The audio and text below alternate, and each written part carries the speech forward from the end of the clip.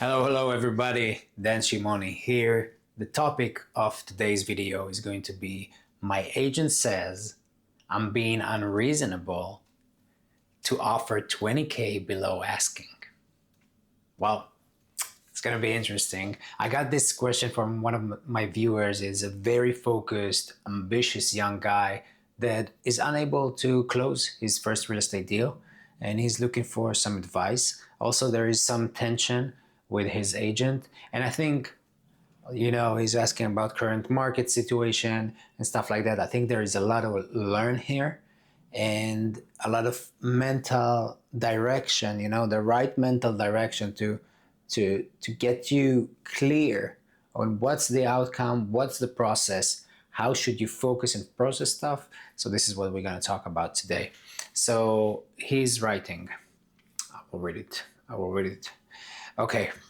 Hi Dan, how are you? I just saw that you closed the community on WhatsApp. Recently you were really missing for me. I was looking for your posts to improve and get back to real estate. And only now I saw this channel. I wanted to ask why you closed the community. Well, I didn't close the community. I just switched to a different language. And here I am. So you can see all my posts in English on my website, danshimony.com. I would highly suggest you to go there. Let's move on. To be honest, I'm really drowning. I didn't manage to close even one single deal since I started doing real estate. Okay, this is what we're here for. Everything is okay. Don't be drowning. It's okay. Okay, it's not the deal. It's the process. It's the becoming, right? And you're in the process of becoming the person who did his first deal. It's not about the result. It's about the becoming. I'm working in St. Louis mainly with one agent who is comfortable with me, but he only sends offer when the numbers are close to asking price. When there are significant gaps, he won't even submit the offer and act like I'm being unreasonable to offer 20K below asking. All right. So why are you working with him? Like, who is the agent and who is the client? I'll tell you a little story. Yesterday, I went here. I'm traveling in Europe, and this is a Soviet area. Like, if you're gonna look out the side of the window, all the buildings are Soviets. A lot of people speaking Russian here. So I came outside, and we were in a restaurant, like a buffet, and I asked for the guy on the other side of the counter of the buffet, can you give me this salad and this salad and this salad? And then he looked at me like, you mean like three different? And then he took out three different bowls to make three different salads. And I was like, no, in one bowl, like a mix. Can you mix one salad like this, one salad like this, one salad? And he looked at me, no, I cannot do that. And I asked him why. Like, just put small. He was like, no, I cannot do that. I told him why. Because it will not taste good. It will not be aesthetic. Like, this is a salad with watermelon, and this is a salad with tomatoes, and this is a salad with... It will not work together. And I was like... And this is what's happening. And the reason I'm telling you this story is this is what happens with your agent. Who is signing the contract? Who is submitting the offer? The agent is submitting the offer? Or the client, the buyer, is submitting the offer? Who? Who is eating the salad? The client or the guy at the counter at the buffet? So maybe the guy at the counter at the buffet think it's not tasty to mix those three salads, but who's gonna eat it eventually? The guy at the buffet or the client? I wanted the variety of vegetables. You want to offer a 20K below asking price. This is your offer. This is not his offer. This is your offer. And your offer is 20K below asking price. And if he's not willing to go with your offer, it's okay. You can submit it with someone else. You don't have to submit it with this guy. But submit it. It's your offer. So it's not the agent's fault, right? It's your fault because you are not submitting your offers when they are 20K below asking. It's not the agent. All right, he doesn't want to. Okay, why he doesn't want to, if we can talk a little bit about him, is because he thinks that it will hurt his business or his image in other people's mind when his offer or when his name is written like very, very tiny on the offer to purchase, right? His name, and he thinks it will hurt his image. Okay, it's okay, but it's not about you. So basically we have two processes, and it seems like your agent is fitting to one more than the other. The first process is that a lot of people talk about in the courses, in the communities, and on YouTube.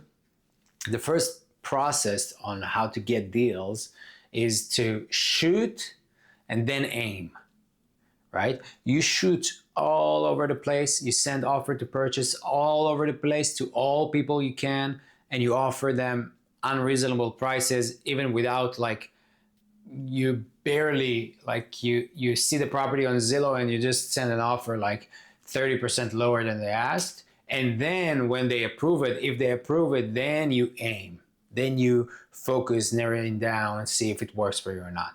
So basically that system is like, let's overflow the market with offers. Let's send 1,000 offers, and out of 1,000, maybe we'll have 10 accepted offers, and then we can go on from there. This is the first approach. And this is kind of like the approach you're trying to do, but not quite, right? The other approach is aiming and then shooting, which is what I like because this is my capacity and this is my style of doing business. And this is what I'm going to coach you and show you how to do because this is my way of doing business. That way you are focusing on creating networking, creating relationships with people that give you deals. You go to see the deals before you have them under contract, and only then you negotiate on the price, and only then you submit an offer. You see?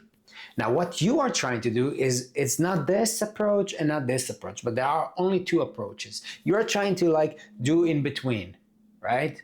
You are focusing a lot of attention on one property, like you kind of like aim at it, but you don't really learn it. You don't go there. You only see pictures or videos or whatever. You don't talk with the seller, and you just submit an offer with your price.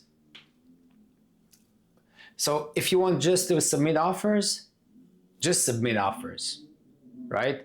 Do the first approach, shoot and then aim. But if you want to do the aim then shoot approach, well, this is not how you do it, right? Maybe your agent is right. I don't know the particular case, but maybe your agent is right because you need to know what you're offering. And even if you were not in a property or if you didn't ask them, if it's like, do you have room in the price? Are you flexible in the price? Do you have a little wiggle room for me? Right? If you haven't asked those questions for the seller, why even bother to send an offer, right? How much you will be willing to take for this property? This is a question you can use. How much you will be willing to take for this property? And they will say, I don't know, $117,000. That's the minimum we can do if it's a cash offer. If it's not a cash offer, then 125. Okay, 117. Does it work for you or not work for you? If it doesn't work for you, you're gonna say it will not work for me. And then they will say, all right, good day. And you will say good day, and that's it. You don't submit an offer for 90. No, you don't do that. But if they're going to ask you, well, then what number does work for you? Then you can say, well, I need it lower. I need it around 90, but I think it's going to be too low for you because you told me that the bare minimum is 117. And then they're going to tell you, 90, if you don't have any contingencies, yes, we can go with you. Whatever. Maybe they will say that. Maybe not. And if they do say that, then you send the offer. So verbally, communication, talking with people, that's the most important element of this job.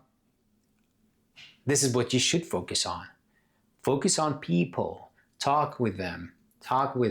Negotiate with them.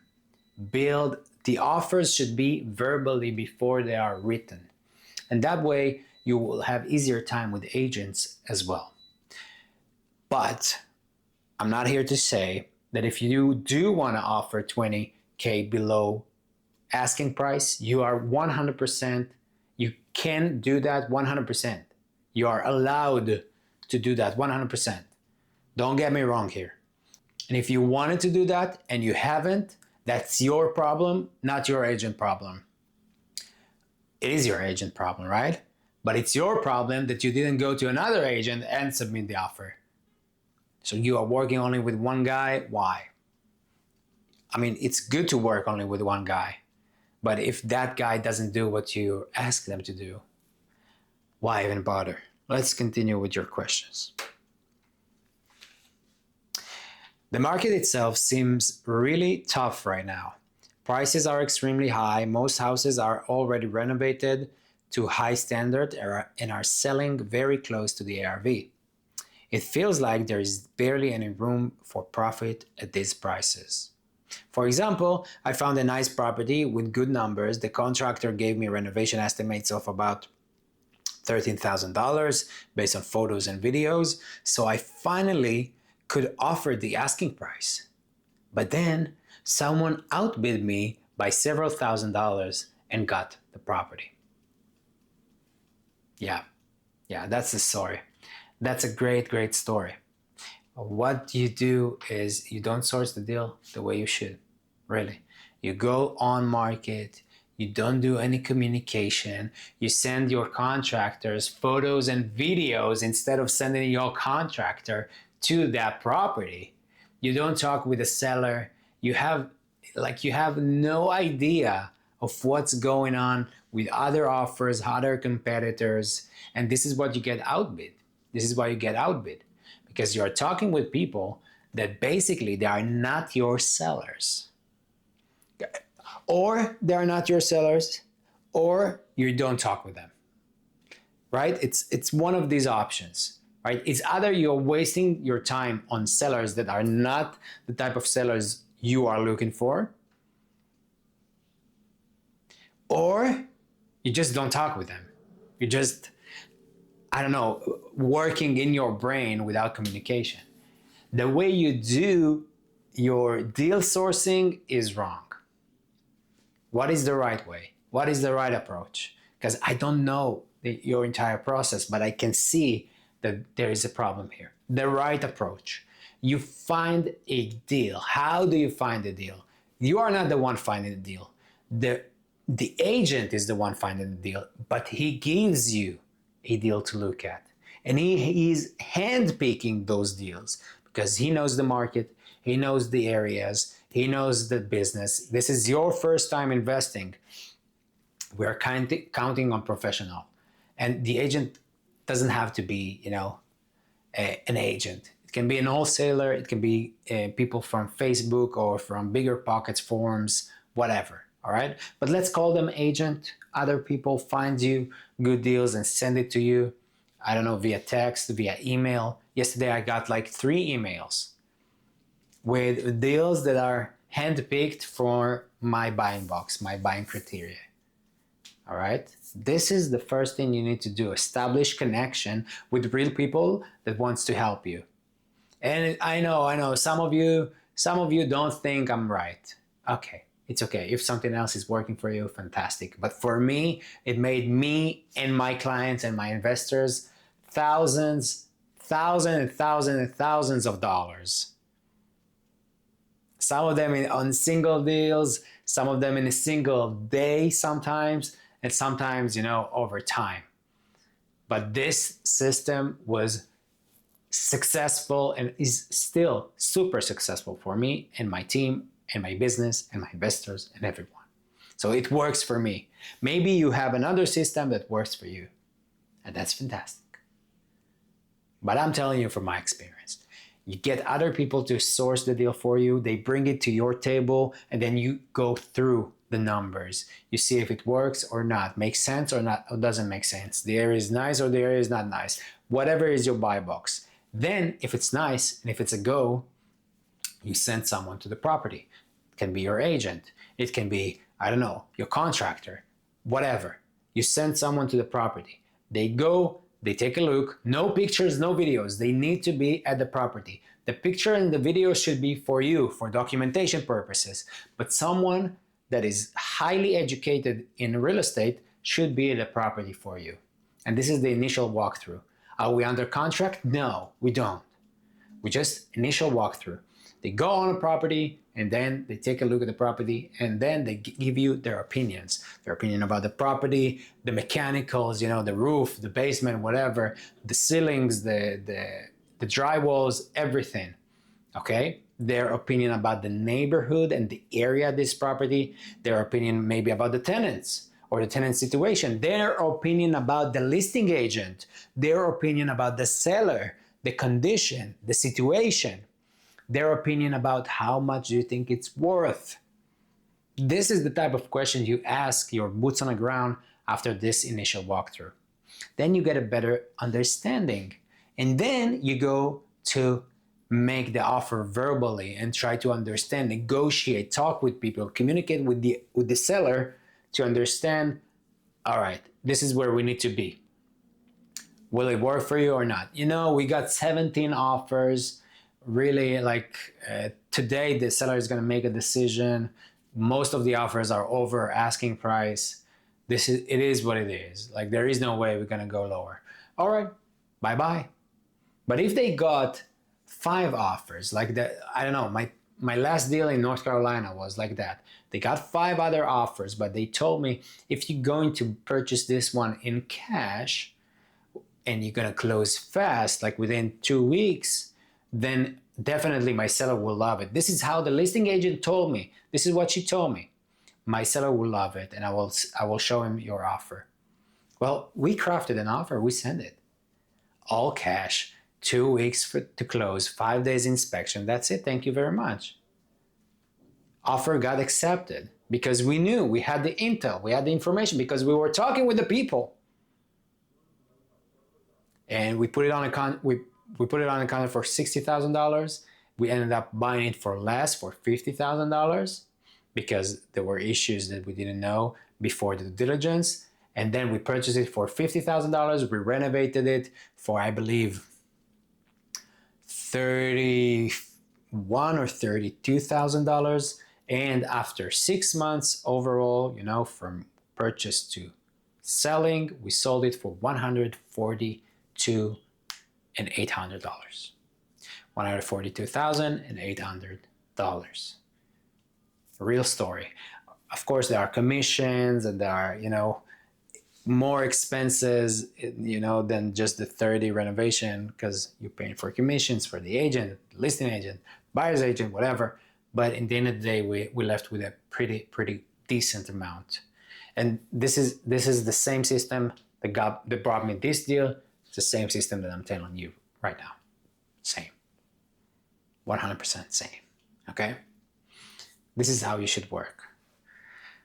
Let's move on with your question. Oh, yeah. Yeah. The market itself seems very tough right now. This is what you said, right? Prices are extremely high, etc.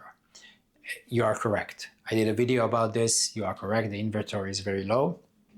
The on-market game is not amazing. I would highly suggest you to focus on connections with people that have access to off-market deals. Don't go on-market right now, because on-market is crazy. I used to love on-market investing, really. But right now, I still try, but so far, not very successfully. Also in my metro, I would suggest and highly encourage you to get real connections with off-market people. It could be wholesalers, it could be realtors, it could be, very niche realtors. But the thing with wholesalers and realtors, if you are not the first on their list, they don't care about you, right?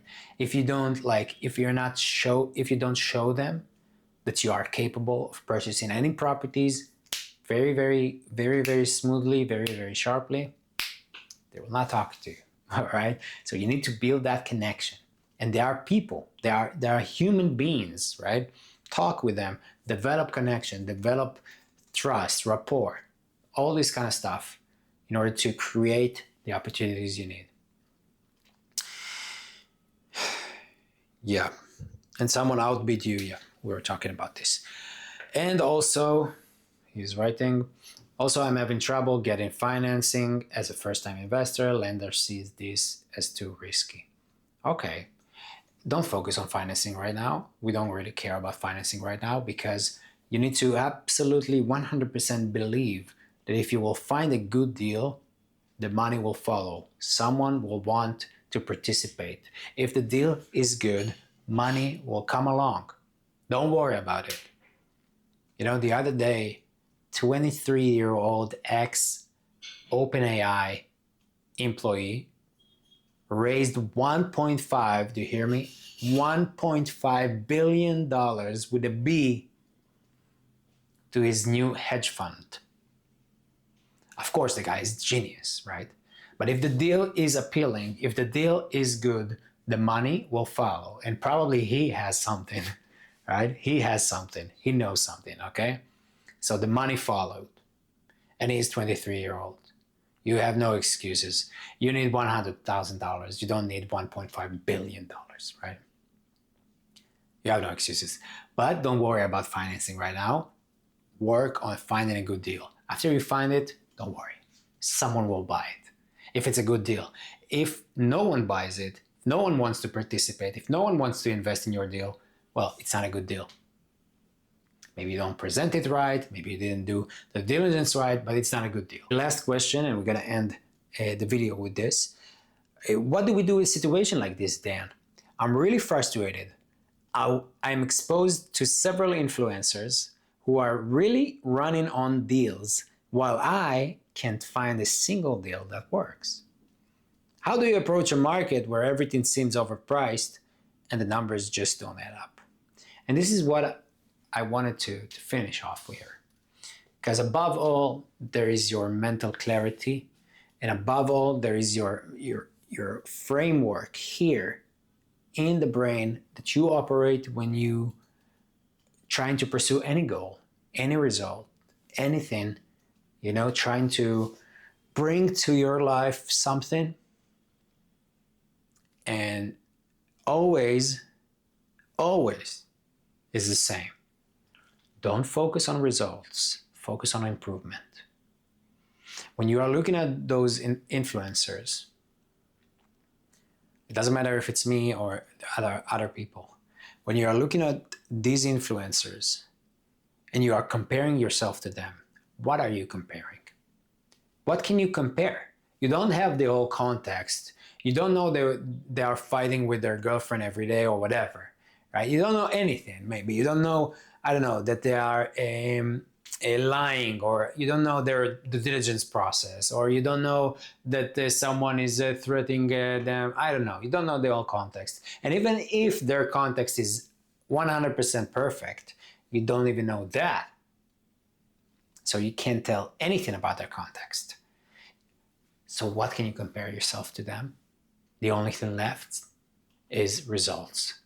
What you are comparing is their results. And their results is the product of their efforts, their knowledge, their life knowledge, you know, the knowledge they gain in the business, their experience in this business.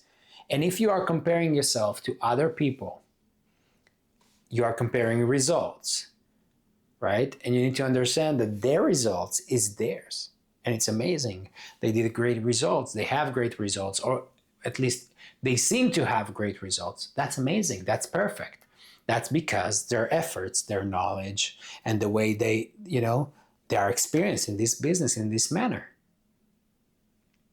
Sometimes we can compare ourselves to people that are doing that for 10 years while we are only do that for 1 or 2 years. And you don't even know they are doing this for 10 years, but they are, right?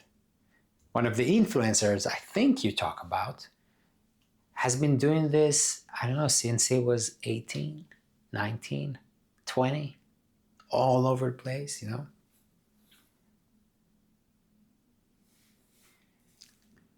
You don't know their context. Maybe their parents taught them stuff, life experience, whatever. It doesn't matter. It's their context. You cannot know, you will never know their context. You know, but who you do know the context for? 100% of the context, right? 100% of your context, you know, 100%. So you cannot compare results with other people. What you can compare is where you are now and where you were X amount ago. 10 years ago, 5 years ago, 3 years ago, doesn't matter. Compare yourself to yourself and watch for the improvement. This is what you should seek. Continue to come to the real estate market every day, all the time, and focus on improvement.